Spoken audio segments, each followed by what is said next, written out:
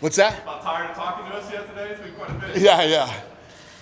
First one in the books. What's the feeling like after this one? I mean, what you think of the whole night and just the way things played out in the new building? Yeah, listen, there's some production things that I need to fix. I told you guys there would be no problems, and there weren't really any production problems. I just feel like now that we have the capability to show the, like, in-house, to show the features and things like that, now that we have that capability, we need to do it. Yeah. Like, the show open was really cool. None of you got to see it. The features were great, and it tells you a bit about the fighters. You guys didn't get to see it. So that will be different next week. Yeah. We'll run a lot of stuff in-house. What did you think about the fights themselves? It was, like I said, some decisions, a little bit ho-hum at times. Yeah, I think that if you see my picks and my decisions tonight, they're all right. Yeah. With Jorgen, I mean, is that just as much the fact that he's a heavyweight, that's kind of a thin? Yeah, look, we always need heavyweights. But listen, that guy was a huge underdog tonight. And the guy he fought is like ranked number 8 in the United States as a Greco-Roman wrestler. He defended his takedowns, stopped them with leg kicks, and, the guy he beat has never been past 2 minutes in a fight. The guy finishes people. So he fought a real guy, he fought a tough guy, and he finished him. He deserves a shot. And Puna, you just felt like, even though he didn't get the finish, you saw enough? It's a gut. It's a gut for me. That guy is a killer. And when you come onto this show, unlike any other show that you would fight in or whatever, I'm looking for killers, man. If you get in here and you make it to this show and you want to get into the UFC, show me. Don't double leg when you got 10 seconds left of the fight. You know what I mean? Show me you want to be here. Show me you want to win. Show me you want to, you have that killer instinct. Because, you can fight 1,000 of those fights anywhere else or even in our show, but not tonight. With Locknane, I mean, that's who you're referring to that went for the double leg. I mean, was it just that? Because it was a good fight. Great fight. But is it really just that last It was 10 seconds? 100%. Yeah. They literally showed it on TV tonight. When he double-legged, I threw my pen and went, you got to be shitting me.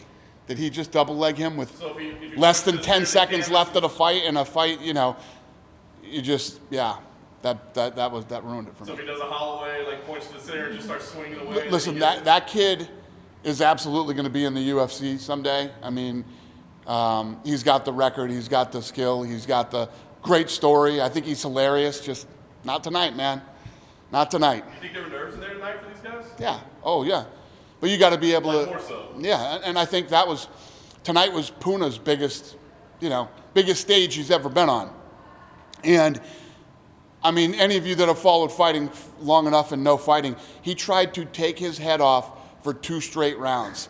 Then even in the last round, I think that kid felt closer to death than he ever has in his life. There's this, when you fight and you're in a dog fight like that, and you've never been in deep water like he was tonight against a crafty veteran, every time he would take his hands back and try to pull his hands out, that guy's arms were so long, he could control his arms. He fought against a real tough guy tonight and a very motivated guy.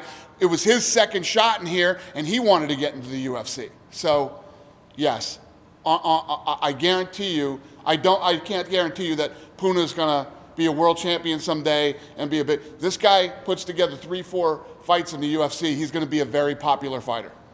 His fighting style is fun. So if you look at the night as a whole, the Puna fight had me on the edge of my seat the whole time. Every time this guy would land a punch, I was squirming around going, oh shit, this might be it. And his opponent was perfect for him tonight. It was the perfect test, in my opinion, for him. You've been around building this place, you've given tours the last 2 days, everything else. How did it feel actually watching them happening?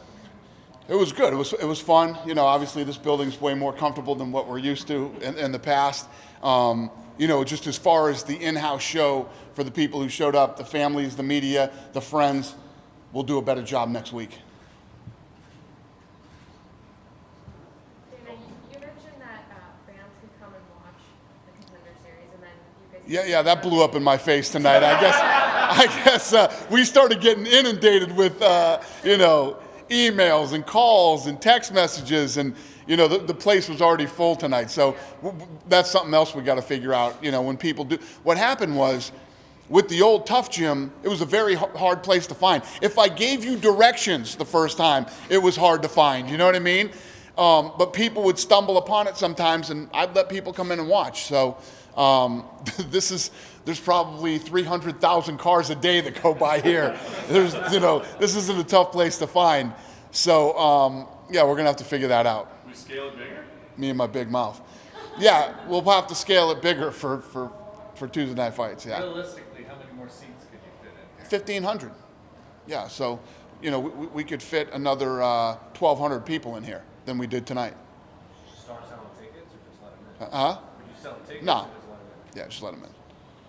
Yeah, it'll be good energy, The other thing, too, is, I don't know if you guys remember this from the last 2 seasons, but the first couple of shows, everybody's real quiet, and it's like then everybody starts to fucking loosen up a little bit as the show goes on, and it gets a little more lively in there. But, yeah, we'll get it going. Next week will be better.